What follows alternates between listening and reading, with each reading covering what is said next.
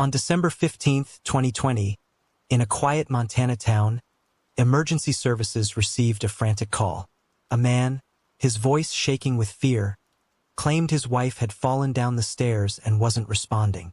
Paramedics rushed to the scene, but what they found raised immediate suspicions. Amanda Hillius lay unconscious at the bottom of the staircase. Her body contorted in an unnatural position, her face bruised severely, and her breathing barely detectable. Inside the house were Amanda's husband, Brad, his father Scott, who had been living with the couple for years, and their young son. But it quickly became clear to investigators that this was no ordinary accident. Testimonies, medical evaluations, and Amanda's own messages painted a disturbing picture of what had really been happening inside the home. Most telling of all, their 11-year-old son had witnessed more than anyone could have anticipated. Amanda Hillius had been born on January 29, 1987, in a small Montana town. Amanda's mother, Michelle, was only 16 when she found out she was pregnant, a revelation that turned her world upside down. Still a teenager herself, just beginning to dream about her future, Michelle faced the news with fear and hesitation. Yet she chose to keep the baby. Amanda's father, however, abandoned them before her birth, refusing to take any responsibility. Michelle had been raised in a strict household where getting pregnant young was seen as shameful. Her decision to continue the pregnancy deeply disappointed her parents, who withheld both emotional and financial support. Forced to raise Amanda on her own, Michelle dropped out of school and took a low-wage job to cover the basics. For a time, they stayed with extended family, but the household was filled with tension and made an already tough situation even harder. In time, Michelle understood that she needed to stand on her own. With determination, she managed to rent a modest apartment and began piecing her life back together. Despite the challenges, she poured all her love and effort into raising Amanda, doing her best to make up for the absence of a father. Amanda spent her childhood in a small Montana town where everyone knew each other. Life there was quiet, steady, and rooted in close-knit community bonds. From an early age, Amanda was sociable and cheerful, often surrounded by friends as they played outdoors and explored the nearby woods. But even as a child, she was aware that her life wasn't quite like everyone else's. Many of her classmates had both parents at home, their mothers weren't gone all day working long hours, and there was always someone to lean on. Amanda grew to understand the sacrifices her mother made for her, and that awareness gave her a profound sense of gratitude and a strong appreciation for hard work. Throughout her school years, Amanda stood out for her curiosity and strong will. Academics came naturally to her, but she also took on household responsibilities, always stepping in to help her mother whenever possible. Despite the demands of her life, Amanda never voiced complaints or longed for luxuries. She had learned early on to value what she had and kept her sights set on building a more stable future. As she entered her teenage years, her sense of self only grew stronger. Amanda remained a focused and hardworking student, but she also began to think seriously about the life she wanted to create. Unlike her mother, who had faced hardship and instability, Amanda was determined to build something steady and secure. She avoided reckless decisions and preferred careful planning over uncertainty. During high school, she took on a part-time job after classes, hoping to ease some of her mother's financial strain and contribute however she could.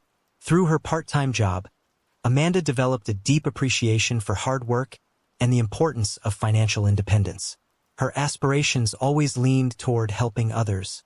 She had long dreamed of entering the medical field, shaped in part by witnessing the struggles of those left to face life's hardships alone. With her time split between school and work, Amanda had little room for relationships. She experienced the usual teenage crushes but steered clear of serious commitments.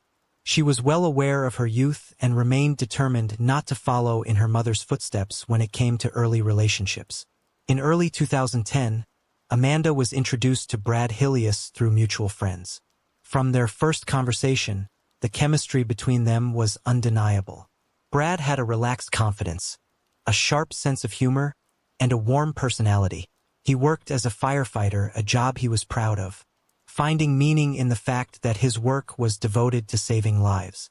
Amanda, who had grown up relying on herself and facing life's challenges head-on, saw Brad as a steady and reliable presence, someone who could help create the kind of stable home she'd always longed for. Their connection grew quickly, fueled by shared values and a mutual desire for a grounded, predictable life. Both valued tradition, craved stability, and steered clear of chaos. From early on, Brad was a calming, dependable force in Amanda's life, someone who made the future feel secure. That sense of safety meant everything to Amanda. Their wedding was simple and intimate, with only close family and friends in attendance. Amanda had never cared for flashy displays. Her focus was always on creating a lasting home, not throwing an elaborate celebration. After they were married, their life settled into a calm and consistent routine.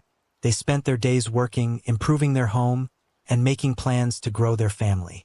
It wasn't long before Amanda found out she was pregnant with their first child. The arrival of their baby marked a life-changing moment for both Amanda and Brad. Amanda took to motherhood naturally, managing the challenges of raising a child while continuing her work in healthcare. An exhausting balance, but one she met head-on because her family was always her top priority. As time passed, their family continued to grow. After their first child, they welcomed a second, then a third, and eventually a fourth. Their home became a place of warmth, joy, and non-stop activity, the kind of beautiful, hectic family life Amanda had always wanted. She felt she had finally built the secure, loving world she had dreamed of since childhood. Yet, even amid the happiness, Amanda began to notice unsettling changes in her relationship with Brad. At first, Amanda brushed it off, thinking the changes in Brad's behavior were temporary or work-related. But gradually it became impossible to ignore. Brad was pulling away. He started spending noticeably less time at home, often citing job obligations as the reason.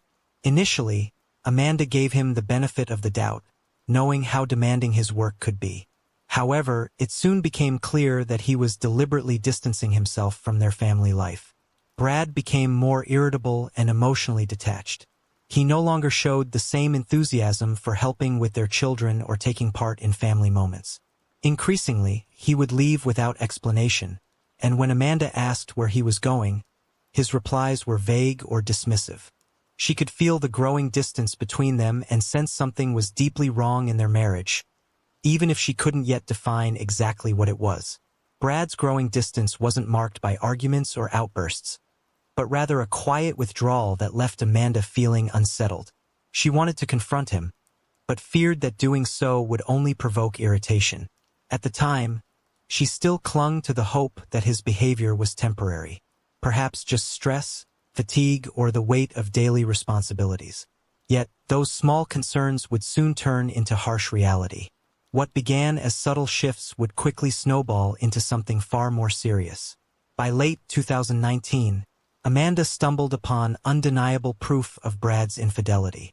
She discovered, by accident, that he had been communicating with a woman named Riley, someone he had met through work. Up until then, Amanda had only sensed that something was wrong, lacking any hard evidence. But now the truth was staring her in the face. Brad had been seeing someone else. Amanda confronted Brad, hoping for honesty and a chance to resolve their issues together. Yet, he denied any misconduct and avoided discussing the matter. He insisted that nothing was going on between him and Riley, dismissing Amanda's concerns as baseless. Although doubtful, Amanda chose not to press the issue further at that moment. But as months passed, her worry only grew stronger. Brad became increasingly distant, spending less time at home, and when present, he acted cold and indifferent. Determined to uncover the truth, Amanda started paying close attention to his behavior and monitoring his social media. She soon spotted him leaving flirtatious comments on other women's posts. Amanda captured screenshots and saved them on her phone. When she confronted Brad again with this evidence, demanding honesty, he once again denied everything, insisting she was overreacting. Brad dismissed her concerns, saying that online flirting was harmless fun and didn't mean anything serious.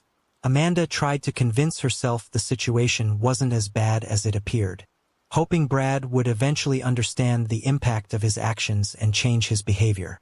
but he continued acting as if everything was fine. When Amanda suggested they see a family counselor, Brad quickly rejected the idea. By early 2020, Amanda realized things had escalated beyond repair. One day, she accidentally found messages between Brad and Riley, proving their relationship was far from over. In fact, Brad had become more careful, deliberately hiding his communication with the other woman. After Amanda confronted him, Brad stopped sharing a bedroom with her altogether, moving into another room and saying it was simply more comfortable for him. That moment marked a turning point in their marriage.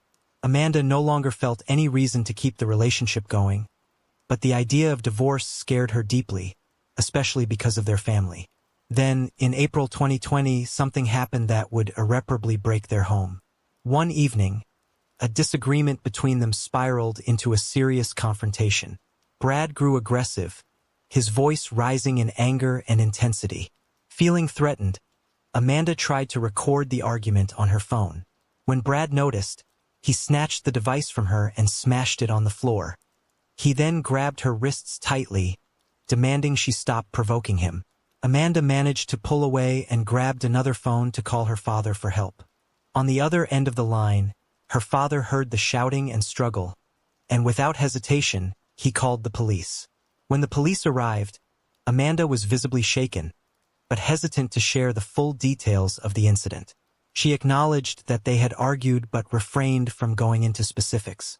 Despite her reservations, the officers recorded the situation, and a judge subsequently issued a temporary restraining order against Brad. The order also included Brad's father, Scott, who had been living with them for several years. After retiring, Scott moved into his son's home and took on some caregiving duties for his grandchildren. At first, his presence seemed like a helpful support for the young family. However, over time, Scott became another source of tension. He had a difficult personality, quick-tempered, outspoken, and often making harsh remarks without thinking about their impact. Scott's parenting style was rigid and outdated, rooted in deeply traditional views about family roles. He firmly believed that a wife should always obey her husband and openly disapproved of Amanda's efforts to assert her independence. When conflicts arose between Amanda and Brad, Scott consistently sided with his son. He dismissed Brad's behavior as acceptable and accused Amanda of overreacting. Whenever she tried to set boundaries, he would mockingly say that women tend to blow things out of proportion. When Amanda made the decision to leave and move to Oregon with her children, Scott became a major barrier. Not only did he back Brad, but he also escalated tensions by issuing direct threats. He warned Amanda that he had connections who could handle the problem if she tried to take the family away. It was then that Amanda realized she wasn't just struggling against Brad. She was also facing his father, a man determined to keep control at any cost. Following the April 2020 incident, tensions in Amanda and Brad's home only intensified. Despite the temporary restraining order, Brad continued living under the same roof and became increasingly aggressive. The order did nothing to stop the constant psychological pressure he exerted. He ignored Amanda, made demeaning comments, and would lash out over minor issues. His behavior grew more erratic, leaving Amanda more and more fearful of being around him. He no longer bothered to conceal his hostility, openly displaying his frustration. Whereas before he might have tried to keep calm, now he made his anger obvious. Slamming doors, throwing objects, and raising his voice in front of the family. Amanda recognized these actions as attempts to assert control, but she felt trapped, uncertain how to safeguard herself and those she loved. December 15, 2020 began like any other day. Amanda woke up early, before the household buzzed with the usual sounds of morning activity. Her routine typically involved getting ready quickly for work, preparing breakfast, and organizing the day ahead for her family. That morning followed the same flow. Brad remained in bed, the younger children were still asleep, and their 11-year-old son was already in the kitchen making himself something to eat. Before diving into her daily tasks, Amanda picked up her phone and started scrolling through social media. This was her morning habit, a brief moment to catch up on updates and news. But within minutes, something familiar and unsettling appeared on her screen. In her feed, She spotted Brad's comments beneath photos of other women. Once again, he was posting flirtatious and provocative messages, showing no concern for who might see them. The sight unleashed a wave of emotions within her. Not long ago, Amanda had still clung to the hope that things might improve, that Brad would stop acting as if their family didn't matter to him. But nothing had changed. He remained the same, showing no effort to conceal his behavior. Frustration surged through Amanda, and she knew she couldn't just let it go. She walked into the bedroom where Brad was still lying in bed and attempted to talk with him. The conversation began calmly but soon escalated into yet another argument. Brad showed no interest in engaging, brushing her off, saying it wasn't the right time, and trying to shut the discussion down. But this time, Amanda wasn't willing to back down. She demanded answers, hoping he would at least acknowledge something. But instead of listening, Brad grew increasingly frustrated. His tone sharpened, and his words became more hurtful. He snapped that he wasn't doing anything wrong and that her accusations were baseless. At one point, he told her that if she didn't like it, she could just leave. Those words struck her like a blow. After everything she had endured and all her efforts to keep the family together, this was his response. Her patience snapped. Overcome with emotion, the argument quickly spiraled out of control, and Brad's reaction was immediate. At that moment, their 11-year-old son, who had been in the kitchen, heard the shouting and cautiously stepped into the hallway. Though he had grown accustomed to tension between his parents, this time something felt different. He moved toward the doorway and saw his father grabbing his mother's wrist. Amanda struggled to pull away, but Brad held tight. The boy froze, overwhelmed and uncertain. Seconds later, he witnessed Brad strike Amanda across the face with an open palm, then clench his fist and hit her again. Amanda stumbled and then collapsed to the floor. The boy remained rooted in place, unable to fully process the violence unfolding before him. He watched as his mother tried to rise, but Brad was already looming over her. For a fleeting moment, father and son locked eyes. The boy instinctively knew he needed to get away. He turned and ran upstairs, heart pounding. Just before he disappeared into the safety of his room, he heard the harsh sound of his father dragging his mother down the stairs, to a place hidden from view, where no one could witness what would come next. Later, Amanda lay motionless at the bottom of the staircase. Her body was twisted in an unnatural way, her hair tangled and partially obscuring her face. A faint stain of blood marked the floor beneath her. She was still alive, but barely. Each breath came with visible agony, every movement a painful effort. It was Scott, Brad's father, who ultimately called emergency services. After finding Amanda at the bottom of the stairs, Brad desperately tried to rouse her, but to no avail. He called out for Scott, who rushed in to assist. Together, they attempted to stem the bleeding and check for signs of life. Realizing the severity of the situation, Scott grabbed the phone and dialed emergency services. On the call, he reported that his daughter-in-law had fallen down the stairs and was unresponsive. Meanwhile, Brad stayed by Amanda's side, seemingly offering aid. When the paramedics arrived, they quickly assessed her condition. Her pulse was faint and her breathing shallow. They noted numerous injuries. Bruises and swelling covered her face and body. Without hesitation, the emergency team began providing respiratory support and carefully monitored her vital signs as they prepared to transport her to the hospital. Realizing Amanda needed urgent hospital care, the paramedics carefully lifted her onto a stretcher and rushed her into the ambulance.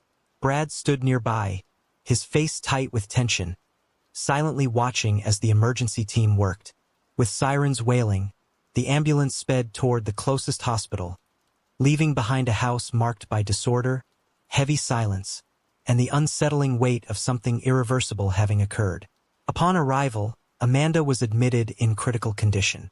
Medical staff immediately launched life-saving measures, but her vitals remained fragile and unstable. Severe injuries, a faint pulse, and alarmingly low oxygen levels signaled that her body was struggling to survive. Doctors swiftly conducted a full assessment, including a CT scan that revealed a traumatic brain injury, along with extensive bruising and dangerous swelling in her brain. Internal injuries to Amanda's neck indicated she had suffered restricted airflow, and signs of prolonged oxygen deprivation, hypoxia, were evident in her lungs. The intensive care team worked tirelessly to keep her alive. She was placed on a ventilator to support her breathing, while medications were administered to stabilize her blood pressure and prevent further deterioration. Despite their best efforts, there was no sign of improvement.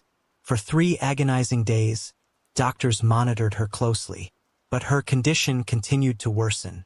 The brain damage was extensive, and the effects of oxygen deprivation had caused irreversible harm. On December 19, 2020, Amanda's heart finally stopped. All attempts to revive her failed, and she passed away quietly in the intensive care unit. Doctors officially declared Amanda dead, attributing her passing to acute brain hypoxia caused by physical trauma. The news shattered her loved ones.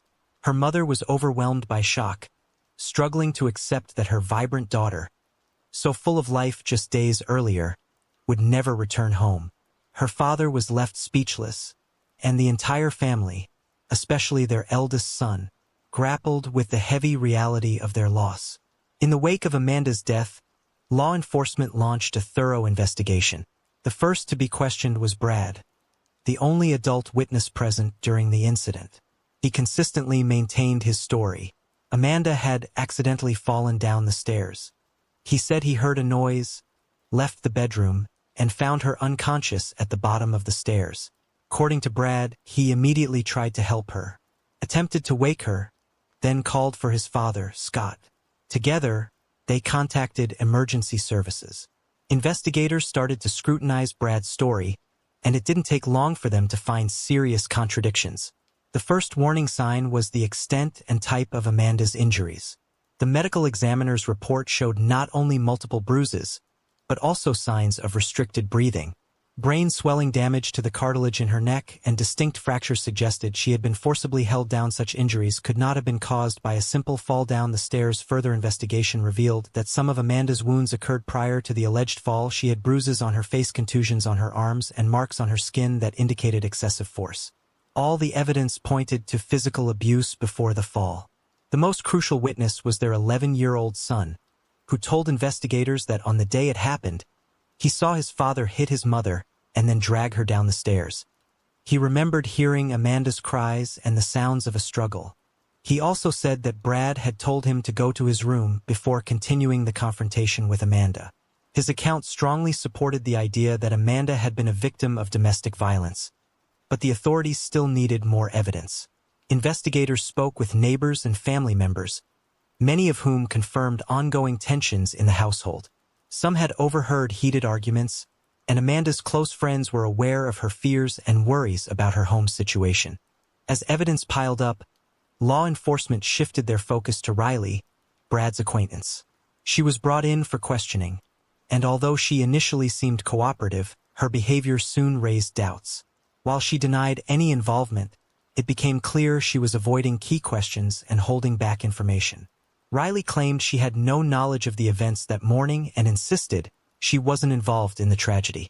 However, investigators found out that the day after Amanda's death, she had visited Brad's house and that they had discussed what had happened.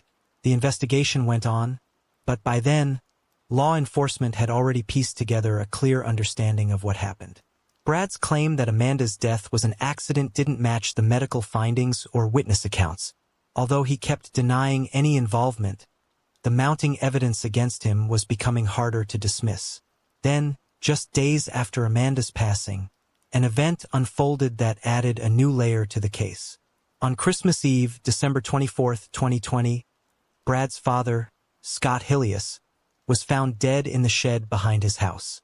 He had taken his own life with a firearm and left behind several notes. Brad was the one who found his father's body. He told police that shortly before the tragedy, he had a conversation with Scott. According to Brad, Scott was feeling overwhelmed, expressing that he couldn't handle the situation and was afraid of going to prison. Before going to the shed, Scott reportedly said he couldn't bear the pressure any longer. Shortly after, Brad heard the gunshot. Authorities responded swiftly and carried out a detailed investigation of the scene. They found 3 handwritten notes, all addressed to Scott's grandchildren. Surprisingly, none of the notes contained any confession. Instead, they expressed his love for the family and sorrow over the situation, but made no reference to any role in Amanda's death. This raised many doubts.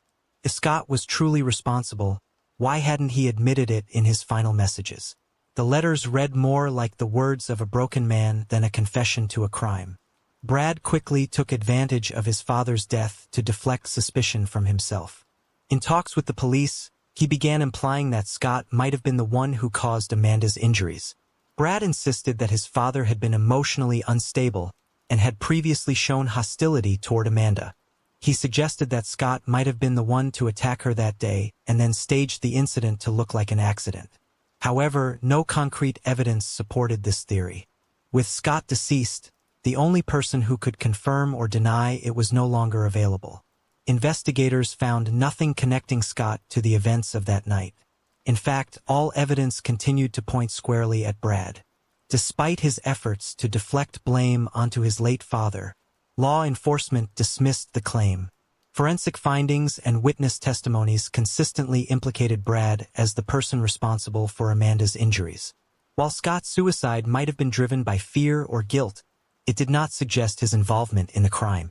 This development added more complexity to the case, layering in additional uncertainty. Was this a confession or simply a father trying to shield his son? The truth became increasingly blurred. What remained undeniable was that Amanda was gone, and the investigation's focus shifted to pursuing justice. Brad's trial commenced in January 2022, with the prosecution presenting the extensive evidence gathered during the investigation. Alongside medical reports, the prosecution introduced proof of persistent domestic violence. Audio recordings of arguments, secretly captured by Amanda in the weeks before her death, coupled with text messages she sent to friends and her mother, revealed a pattern of ongoing threats from Brad. Authorities also detailed the April 2020 incident that led to a temporary restraining order against him. Meanwhile, Brad's defense maintained that Amanda's death was the result of an accidental fall, claiming the prosecution's case was driven more by emotion than solid evidence. The defense highlighted the absence of clear external signs of restricted airflow and tried to suggest that Scott's suicide might indicate his involvement in the incident. However, the trial's pivotal moment came with the testimony of Amanda and Brad's 11-year-old son. He testified that he witnessed his father striking his mother that day and confirmed that Brad had hit her and dragged her down the stairs. His testimony marked a critical turning point. His account matched the medical findings, strengthening the prosecution's case significantly. After a 10-day trial, the jury deliberated for 5 hours before delivering their verdict. Brad was found guilty of intentional homicide and was sentenced to 100 years in prison without the possibility of parole. For Amanda's family, this brought a measure of justice. Though the pain of her loss remained deeply felt, Amanda's mother was awarded custody of the children, taking on the duty of raising them. The children faced the challenge of adapting to a new life without either parent. Brad sought to appeal the verdict, arguing that the trial had been unfairly biased against him. However, the court dismissed his appeal, affirming that the evidence had been handled properly and the trial conducted fairly. Ultimately, Brad remained incarcerated, while Amanda's family began the difficult process of healing and rebuilding what had been shattered.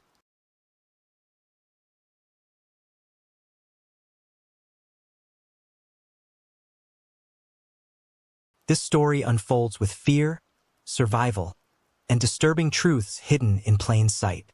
A haunting photo made rounds on Instagram captioned, "Yes, it's real." It captured a young woman in a white top, loose black pants, and black Converse sneakers, her hair casually draped over her shoulders. That woman was Deboni Escobar, and her friends and family would never see her alive again. The image spread rapidly, drawing fascination and dread from people across the internet. The photo was especially chilling because of its link to her disappearance. Reports indicated that it was taken by a taxi driver who was supposed to pick her up after a night at a house party. The location was Highway 85, grimly nicknamed the Highway of Death. Although the image served as a crucial lead, the truth of what occurred that night remained unknown. Deboni Escobar was an 18-year-old law student at the Autonomous University of Nuevo León. According to reports, she had a boyfriend and shared a strong bond with her parents, Mario Escobar and Dolores Basaldua, both educators.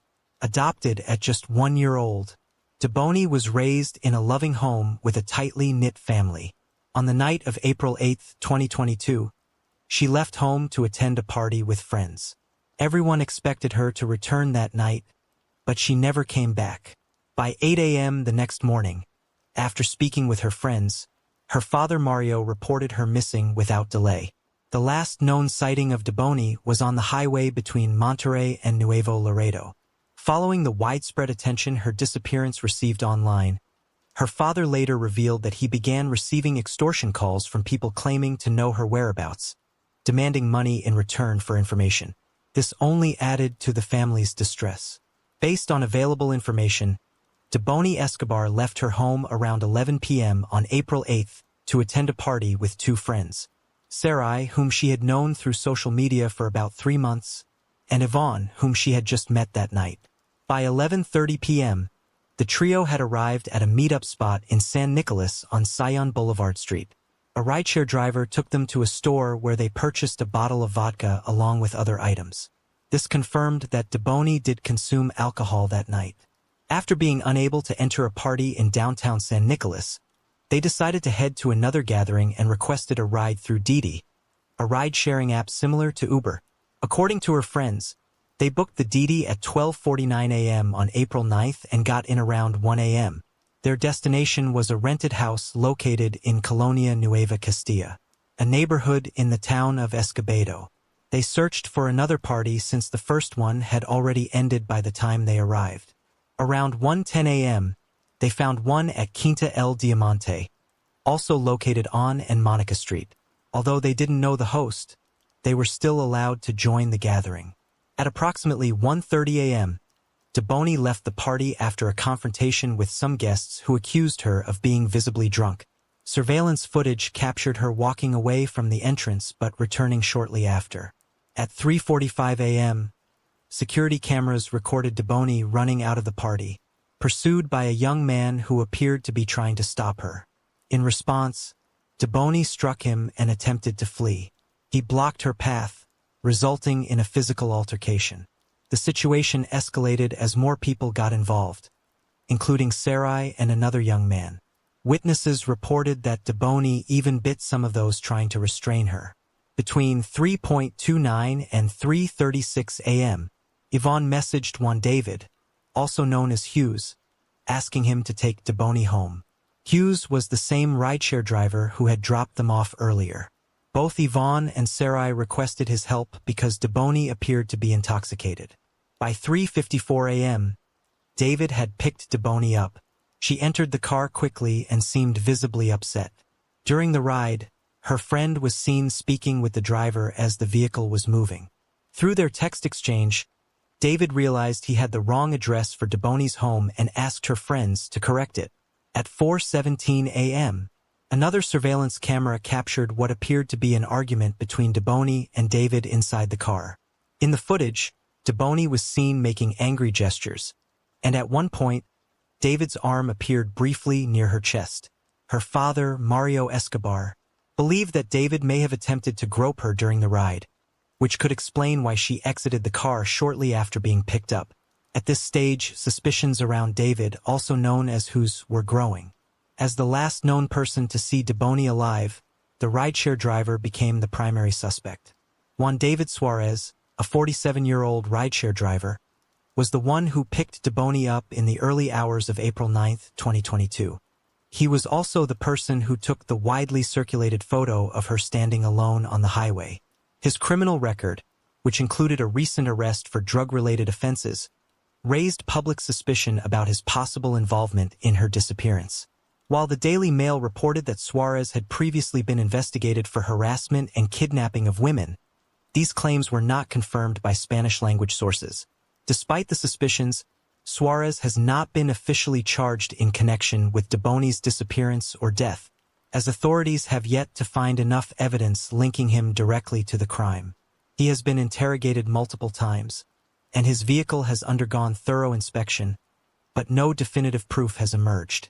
Deboney's friends, Sarai and Yvonne, were also initially considered key suspects in her disappearance. They faced heavy criticism from Mario Escobar, Deboney's father, who condemned their decision to leave her alone at night. He firmly believed they should have stayed with her until she reached home safely. However, their statements were consistent with surveillance footage and WhatsApp messages, which ultimately cleared them of involvement. In their interviews, both friends said Deboney had been behaving erratically and disrespectfully that night, though they believed she had only been drinking. At one point, they said, she locked herself in a men's restroom and even attempted to jump into a pool. Concerned for her safety, they contacted Suarez, the rideshare driver whose number they had saved earlier that evening, to help take her home.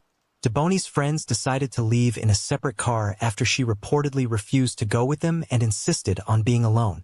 Around 3:59 a.m., they also attempted to contact her father multiple times, but he didn't respond. After news of Deboney's disappearance spread, the two friends faced intense backlash, including death threats and false accusations of being responsible for her death. On April 10, 2022, Mario D. Cruz Balderas Rodriguez, head of the local commission for missing persons in Nuevo Leon, announced the formation of an emergency committee dedicated to finding Deboney. That same day, her family organized a large-scale search, urging friends, relatives, and locals from the area where she was last seen to join the effort. 9 days later, on April 18th, newly released CCTV footage shed more light on Deboney's final movements. After gathering more details from her friends and the driver, authorities began to piece together a clearer picture of the night's events. Just a few minutes into the ride, the driver texted her friends, saying the situation wasn't going well, suggesting Deboney was behaving erratically and he was having difficulty managing her. At one point, he expressed concern that he might get into trouble and asked for her mother's phone number when one of the friends pleaded with him to just take Deboney home. Her friend explained that they couldn't simply leave Deboney alone because they didn't have her mother's phone number. At 4:25 a.m., Deboney exited the Kia near the Nueva Castilla neighborhood, roughly 15.5 kilometers from the Valle Nuevo Laredo highway. Just a minute later, at 4:26 a.m., the driver snapped a photo of her standing on the roadside and sent it to her friends. In response, they expressed frustration, saying, "Thanks, but we don't know what to do," and explained that Deboney had become too difficult to manage, having hit and bitten them earlier that night. Messages exchanged between the driver and Deboney's friends also revealed that he had been drinking heavily. Despite repeated efforts, her friends were unable to reach her parents. Although Suarez offered to let Deboney charge her phone, she declined and said she didn't care. According to the driver, he handed her the charging cable around 4:17 a.m. This was the moment Deboney's father suspected Suarez may have groped her, an incident he believed was partially captured on CCTV. At 4:25 a.m., Suarez informed her friends that Deboney had gotten out of the car and refused to return. He claimed she became upset and pleaded to be let out, so he allowed her to leave. When someone suggested he call the police, he said he couldn't because he had already driven away to continue working. By the time he returned, Deboney was gone. Suarez also mentioned that she appeared to be in very poor condition and might have been under the influence of something, as she was speaking incoherently. At one point, she reportedly threatened him, saying her parents were lawyers and could have him arrested. Later, investigators obtained CCTV footage from the Alcosa Transport Company. At 4:29 a.m., the video captured Deboney walking along the road median and crossing the street. The footage showed her approaching the security booth at the company and peering inside, though she did not enter or ask for assistance. The investigation into Deboney Escobar's disappearance intensified following the release of new footage from the Alcosa Transport Company. On April 19th, authorities conducted a thorough search of the company, reviewing additional security footage and inspecting vehicles, but no significant leads were uncovered. Police also searched an apartment complex in the Conde No Constitution housing unit, located about 22 kilometers from where Deboney was last seen. This location was investigated because her phone had briefly pinged there 2 days before she vanished. Investigators then turned their attention to the nearby Nueva Castilla motel after her cell phone and GPS data showed movement in that area shortly before her disappearance. Despite the effort, the search yielded no results. Meanwhile, Deboni's father, along with a group of volunteers, began searching along the Monterrey Nuevo-Laredo Highway, a route infamous for disappearances, often referred to as the Highway of Death or Highway of Hell. This stretch has seen over 100 people go missing since 2021.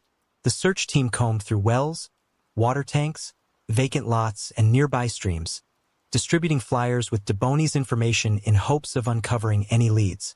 Although Deboni was not found, the search led to the discovery of the bodies of 5 other missing young women: Ireland, Ingrid, Brissa, Jennifer, and Irma, who had been reported missing between April 15th and April 19th. Some of the victims were as young as 14. Their sudden discovery sparked public outrage, as many believed these cases were only given attention due to the widespread media focus on Deboni. This frustration was widely echoed on social media, where people criticized the government's slow and reactive approach, accusing authorities of only taking action when under public pressure. While looking for Deboni, they found Ireland, Ingrid, Jennifer, Brissa, and Irma, wrote Barrow Sanchez, the brother of Wendy Sanchez, who disappeared in January 2021. When there's pressure, the state acts. If someone you love goes missing, you have to block roads, raise your voice, and do whatever it takes. The heartbreaking discovery highlighted the ongoing crisis of disappearances in Nuevo Leon. After a 13-day search, a body was found in a disused water tank near the spot where Deboni Escobar was last seen, just a minute away. The announcement was made by the Attorney General's Office of Nuevo Leon on the night of Thursday, April 21st. Police were alerted after staff at the Nueva Castilla motel reported a foul odor coming from one of the unused tanks. According to the hotel staff, the pool area where the tank was located hadn't been used in 6 years. Authorities quickly sealed off the scene, and shortly after, they discovered a body. At the time, they could not immediately confirm whether it was Deboni. A team of divers was deployed to retrieve the remains. The body was dressed in a white top and black trousers, the same outfit Deboni had been wearing when she disappeared. Her father recognized her by a cross she had been wearing. It was believed that her body had been submerged for nearly 2 weeks. The discovery of Deboni's remains raised serious questions. The property where she was found had already been searched at least 4 times using dogs and drones, yet nothing had been detected. This led many to question how search teams could have missed her body when it was so near to the location where she was last seen. Adding to the suspicion was the fact that the body showed less decomposition than expected, given the hot weather in Nuevo Leon at the time, where temperatures ranged between 35 degrees Celsius and 40 degrees Celsius. This discrepancy fueled speculation that Deboni might not have died the night she disappeared, but rather days later, and that her body may have been placed in the tank afterward. The motel had been one of the initial search locations, yet despite supposedly thorough inspections, nothing had turned up during the first searches.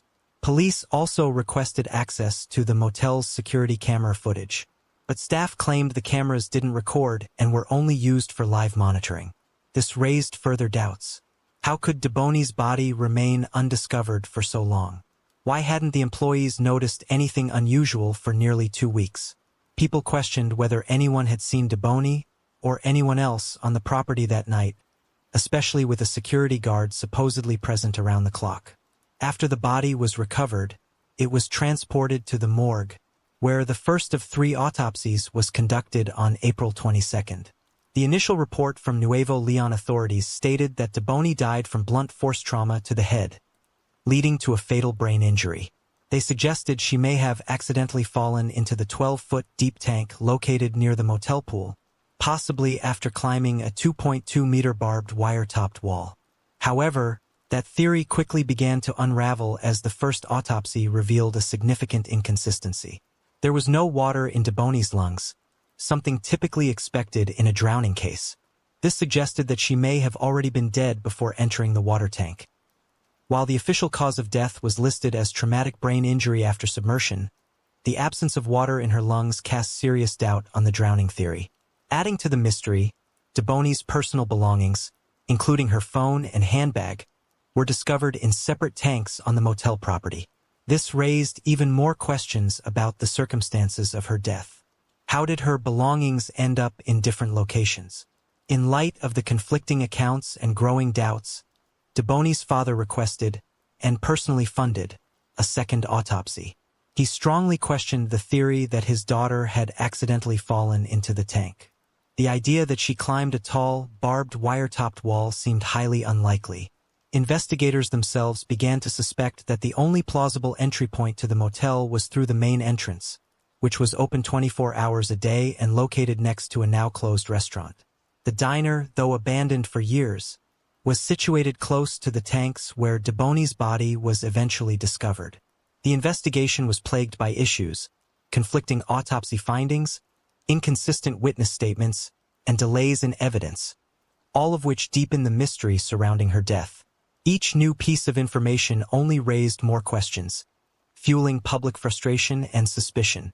On April 23, 15 days after Deboney Escobar disappeared and 2 days after her body was found, the Nueva Castilla Motel suddenly turned over 3 CCTV recordings from 2 separate areas of the property.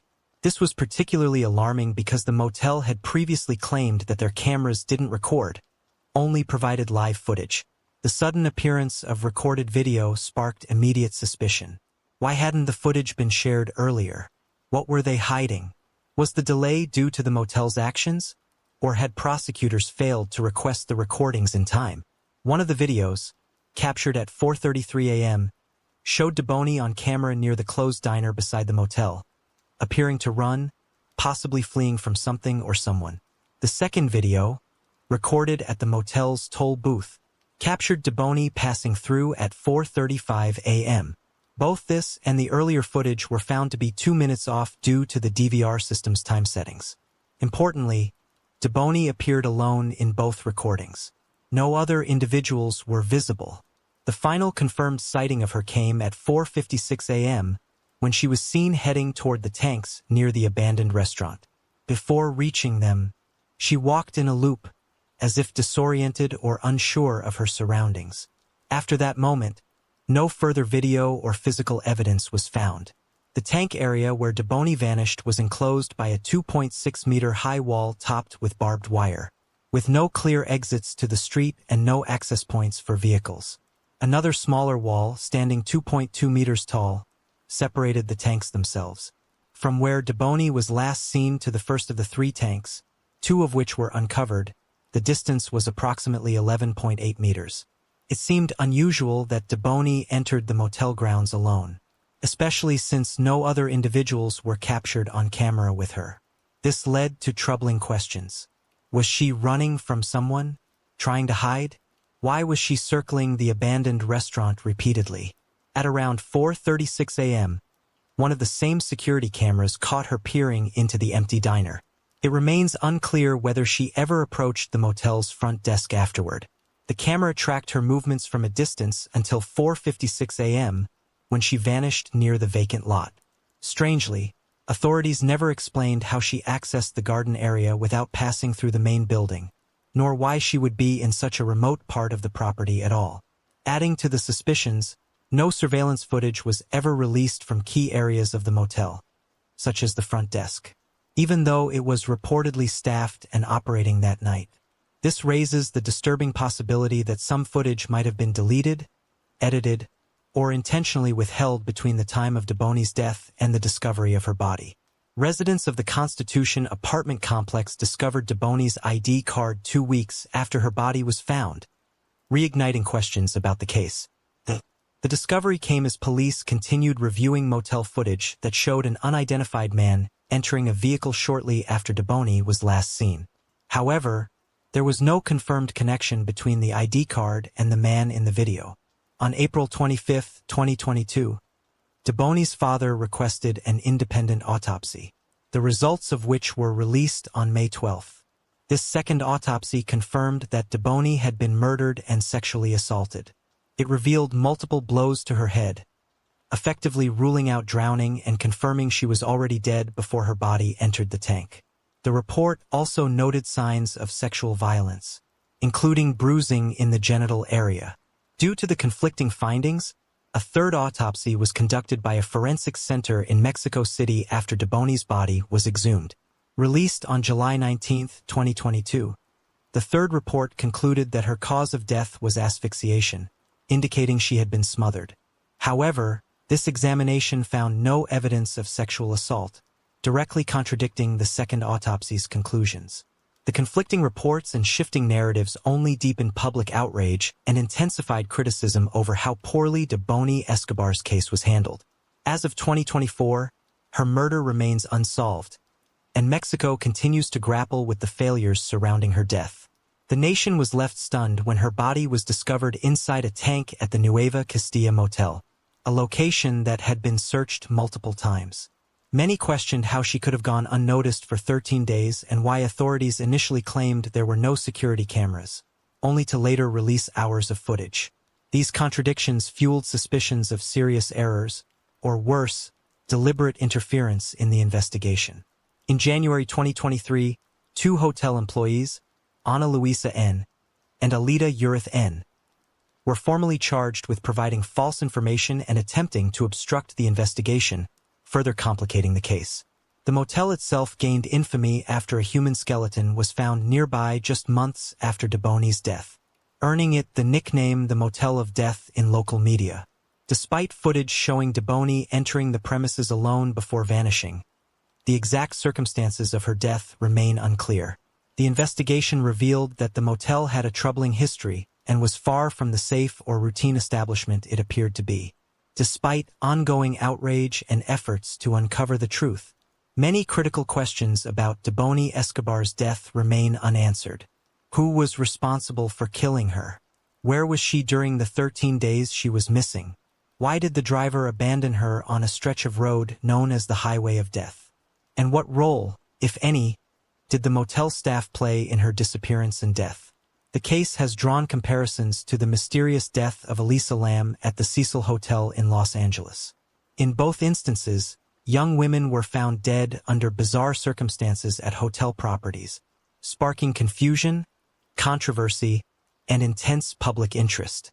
Deboni's tragic death has since become a grim symbol of Mexico's escalating femicide crisis. Just weeks before she vanished, she had taken part in a women's march protesting gender-based violence. According to her father, Mario Escobar, she joined the demonstration to help others and stand up for justice. In a heartbreaking twist, the young woman who raised her voice for change ultimately became a victim of the very violence she sought to fight. Her brutal death stands as a haunting reminder of the dangers many women in Mexico continue to face.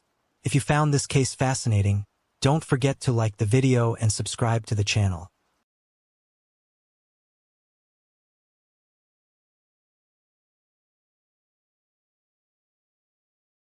This video will make you rethink just how safe you really are in your own home. Home is meant to be a refuge, a place where you can unwind, step away from social demands, and, above all, feel protected. When that space is invaded, it's not just a breach of privacy, but a deeply shocking and unsettling violation. This case stands out as one of the most senseless and heartbreaking crimes. And the worst part is, it could have been prevented with something as simple as turning a key. Now, we look into the tragic story of Amanda Blackburn. Our journey takes us to Indianapolis, a city celebrated for its close-knit community spirit and small-town warmth, where over 83% of residents identify as Christian. Nicknamed the Crossroads of America, Indianapolis sits at the intersection of routes connecting Michigan, Illinois, Kentucky, and Ohio, a meeting point for people whose paths might otherwise never cross. For the couple at the center of this story, this is an event they wish had never entered their lives. Meet 28-year-old Amanda and her husband, 30-year-old Davy Blackburn, a devoted pastor and his warm, compassionate wife. To many, they embodied the image of the ideal American couple, admired for their faith, kindness, and promising future. Their move from South Carolina had been fueled by a shared mission to bring the Word of God to a new community. Together, they launched Resonant Church in the northern part of Indianapolis, a ministry they began in 2011 with the goal of sharing the gospel's transformative power. While many might picture church founders as older and more seasoned, Amanda and Davy broke that mold. They were young, energetic, and deeply connected to the modern world. Back in 2006, Amanda and Davy first crossed paths at Pensacola Christian College in Florida, and their connection quickly blossomed into a deep and meaningful romance. Amanda was born in the summer of 1987 in Assen, Michigan, to Phil and Robin, a devout Christian couple, her father serving as a pastor. In 1995, the family relocated to Elkhart, Indiana, where Amanda grew up alongside her siblings, Amber and James.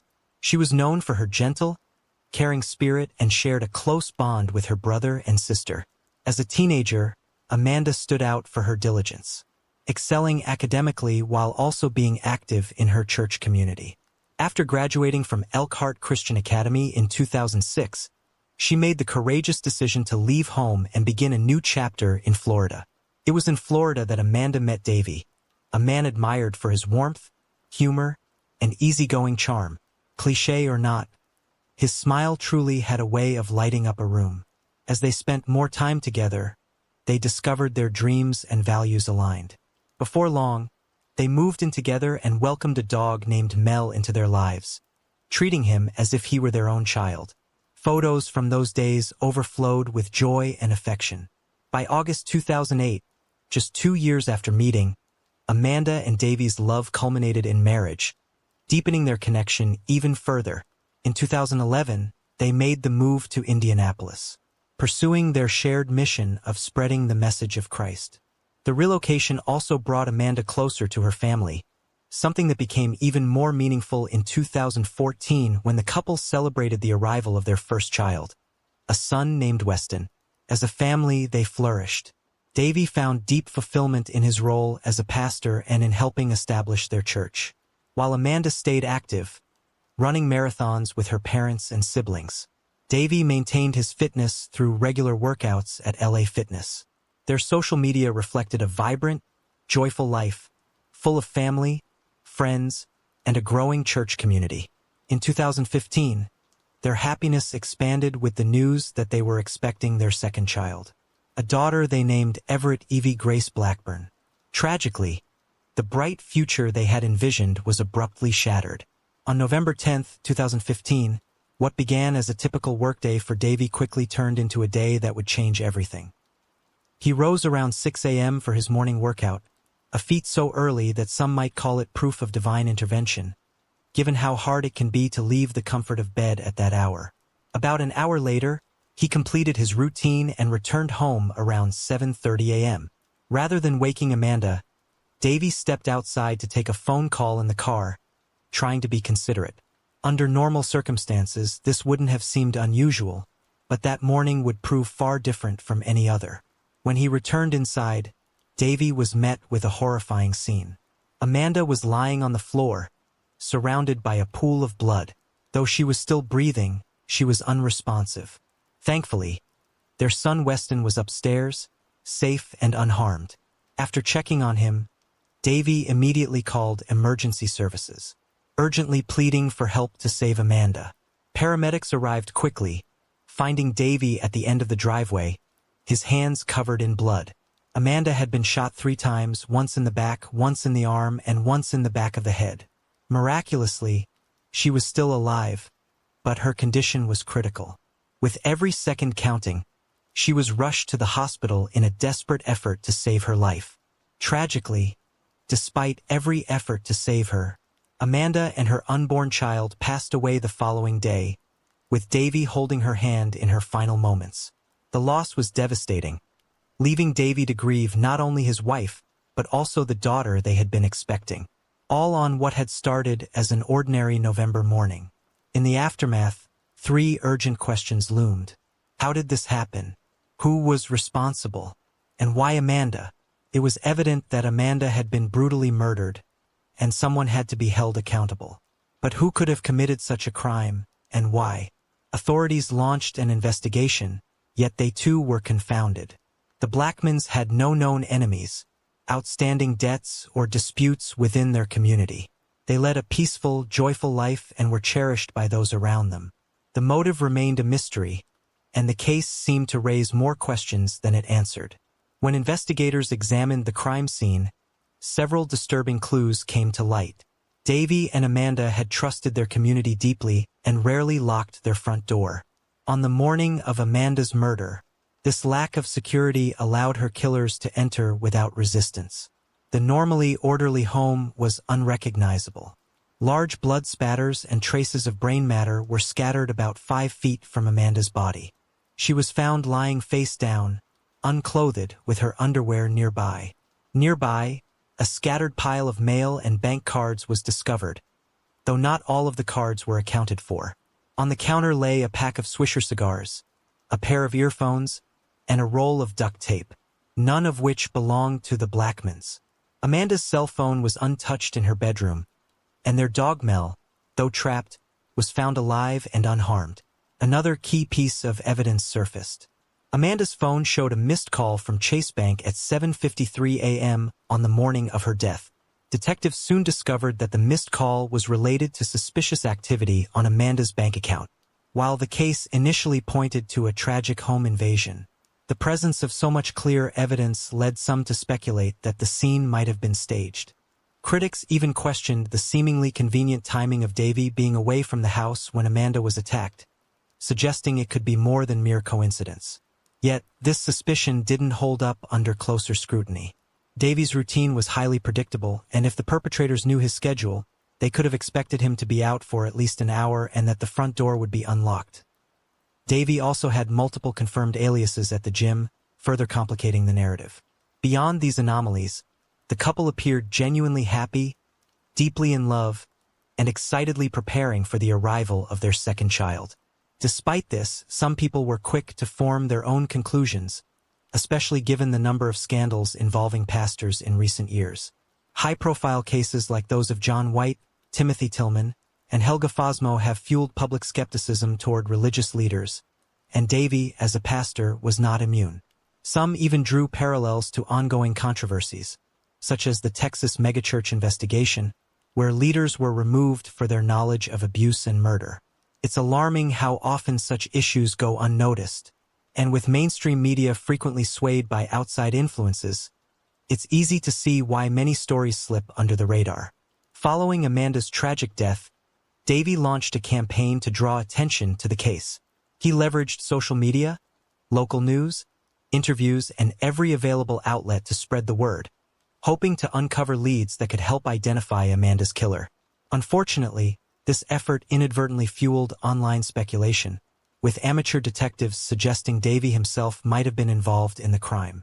Critics pointed to his seemingly controlled demeanor in interviews, his 12-minute delay in calling emergency services, and the speed with which he turned to social media for support.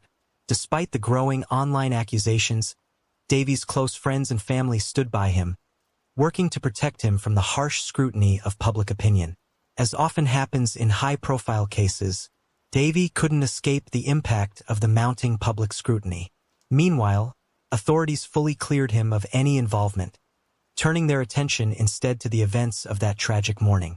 While debates about Davy's role persisted online, detectives remained confident that he was not responsible and leaned toward the conclusion that Amanda's death resulted from a home invasion gone terribly wrong. Investigators soon discovered that Amanda's home was not the only one targeted that morning. Her house was one of 3 burglarized in the neighborhood, and several other homes had been hit earlier that same month. This pattern of break-ins strengthened the theory that Amanda's murder was connected to a wider string of crimes in the area. One particularly chilling incident occurred just a week earlier, when a masked intruder broke into a home while the owner was showering. He forced her out at gunpoint and stole valuables, following a pattern that would soon become all too familiar. Robbery targeting high-value items such as jewelry, purses, cell phones, and laptops. At the Blackburn home, however, very little was taken aside from a credit card and a MacBook, suggesting the intruders were likely interrupted.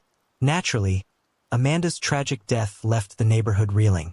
In a collective effort to aid the investigation, residents shared their home surveillance footage that would prove to be a critical piece of evidence. One neighbor remembered hearing what she thought were 2 gunshots around 6:30 a.m., though she had dismissed them at the time. As the investigation continued, more neighbors came forward with unsettling accounts. Several reported seeing a shadowy figure dressed in black, who'd pulled tight, talking on a phone around 7 a.m. before getting into a silver Chrysler Sebring. Surveillance footage later confirmed these reports, capturing a masked man lurking in the shadows before entering the vehicle. This car would become a critical piece of evidence in the case. It had been stolen just a few hours earlier at 5:23 a.m. when the owner reported a burglary to Indianapolis police.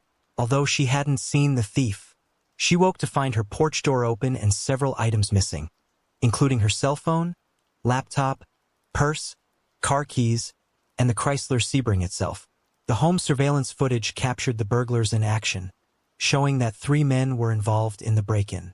Based on the timeline, investigators believe they went directly from stealing the car to targeting Davy and Amanda's home. Even more chilling, after fatally shooting Amanda, the men continued their crime spree. Just an hour later, another burglary was reported, with the same 3 suspects caught on surveillance cameras nearby. It's hard to comprehend. After committing murder during a botched robbery, they carried on as if nothing had happened. With the homeowners away, they casually helped themselves to a wide array of items, including 4 televisions, a MacBook Pro, a Tiffany necklace, a sweater, bed sheets, and even a bag of oranges. After their spree, the burglars even took several bottles of wine. A choice that wasn't particularly nutritious but proved incredibly useful for investigators, as the bottles left behind allowed officers to collect DNA evidence. The most pivotal piece of evidence, however, was the stolen car. Although its license plate had been removed, the make, model, and color were still known, giving authorities a crucial lead. In fact, the car was located just 1 day later, abandoned only minutes from the crime scene. Inside, investigators discovered a range of items, including an oversized men's sweater, a bag of oranges, a universal remote, a pink men's shirt, and an ATM receipt showing a failed attempt to withdraw $500 using Amanda's missing debit card. The receipt was traced back to a gas station near the Blackmans' home. Police discovered that one of the men had attempted to conceal his identity by wrapping the pink shirt around his face, but he forgot to take it when abandoning the car. This oversight left behind a DNA sample on the shirt, which later proved to be a critical piece of evidence. The DNA matched 21-year-old Jalen E. Watson, who had recently been released on parole for a previous burglary. Further investigation into Watson's criminal background revealed a connection to an accomplice named Dino Gordon. Both men were under parole supervision, including monitoring of their cell phone activity. By triangulating their phone signals, investigators confirmed that Watson and Gordon had been present at all 3 burglary sites that morning, including the ATM where the failed withdrawal attempt had occurred. Further investigation revealed that Watson and Gordon had made several phone calls that day, including one to 18-year-old Larry Joe Taylor Jr. This connection led authorities to identify all 3 suspects. By tracking their cell phones, investigators confirmed that the men had been together the night before the crimes. Their landlord corroborated this, stating they had left around 3:30 a.m., taking her boyfriend's handgun and a shirt with them. Both items were later linked to the crime scene, with the handgun also tied to another murder earlier that month. 11 days after Amanda's death, Larry Joe Taylor Jr. was arrested on suspicion of murder, theft, and breaking and entering. By December, Jalen Watson and Deano Gordon had also been taken into custody. As often happens when multiple suspects are arrested, tensions arose and the trio began turning on each other. Dino was the first to break, agreeing to a plea deal in exchange for providing information about his accomplices. According to him, the 3 had planned a series of home burglaries that morning, but it was Larry who suggested bringing a gun. Once inside the Blackburn home, Larry entered Amanda's bedroom while she was asleep, seemingly seeking the thrill of the act. The situation escalated when Amanda resisted. What began as a robbery quickly turned into a hostage situation. Armed with the handgun, Larry held Amanda while the other 2 drove to an ATM to use her debit card. Phone records confirmed they stayed in contact throughout the ordeal. When her PIN failed, Larry realized Amanda would not comply. He then hung up, forced himself on her, and ultimately shot her 3 times as she collapsed. After the shooting, Larry called his friends to pick him up, an event captured on surveillance footage as he got into the Chrysler. Dino also disclosed that Larry appeared almost proud of his actions, even standing over Amanda as she bled out, seemingly indifferent to the tragedy. He then instructed the others to prepare for their next heist. Based on this testimony, Larry's charges were expanded to include burglary, robbery causing serious bodily harm, criminal confinement, auto theft, carrying a gun without a license, and 2 counts of felony murder, charges that would become central to the case. It's important to note that Larry Taylor's 2 murder charges were for Amanda and another man he allegedly killed earlier that year, but they did not include the death of Amanda's unborn child. Dino honored his plea deal to testify against Larry, and Jalen was expected to do the same. With both accomplices cooperating, Larry's prospects at trial were grim. However, the legal process faced frustrating delays, including 2 mistrials caused by technicalities related to Amanda's pregnancy.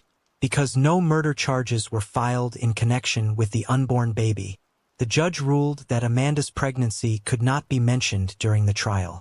However, since several jurors were already aware of it, the trial could not proceed normally. Ultimately, a bench trial was agreed upon, meaning the judge alone would determine Larry's fate, a decision that likely did not work in his favor.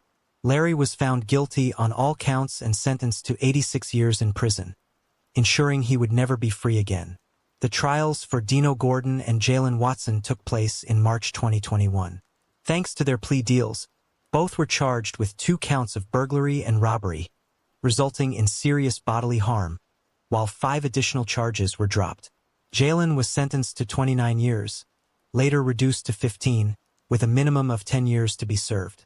Diano received a 30-year sentence, with 25 years to be served in prison and 5 years on probation. The difference in Jalen's and Diano's sentences remains unclear, especially since Dino was the first to cooperate. Their trials took place in 2021 and 2022, and Amanda's family endured 7 long, painful years before finally achieving some sense of closure.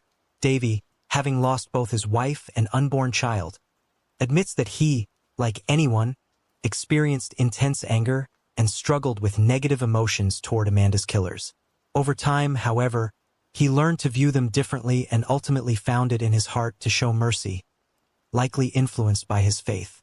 Yet, Davey's quick entry into a new relationship less than a year after Amanda's death stirred controversy. He remarried within a year, which many found surprising. While there is no right way to grieve, some criticized the speed of his remarriage, though others understand that grief manifests differently for everyone. This decision fueled suspicion among critics, even though there was no evidence linking him to Amanda's death, and none of the killers ever suggested he played a role. Even as he moved forward, Amanda remained a constant presence in Davey's thoughts. In his book, he humorously wrote that one day in heaven he would introduce Amanda to her killers, giving them a chance to share their frustrations and fond memories of her. As an avid runner, Davey feels that Amanda passed the baton to Krista, a connection that, though unintentional, has helped both him and Krista find some measure of peace. Like all of Amanda's loved ones, Davey remembers her as a selfless, loving, and beautiful soul who always put others first. Her family continues to feel the profound sadness of her loss, a void that can never be filled. In his reflections, Davey described Amanda as the most selfless person he had ever known, someone who lived her life for others and left a lasting impact on everyone around her. He wrote, "She made her life about other people, and that's why people were so deeply affected by her. We all felt Amanda's love and care because she never made her life about herself." While the case has been solved, a small portion of people will likely always remain skeptical, questioning Davey's involvement. If you found this case fascinating, don't forget to like the video and subscribe to the channel.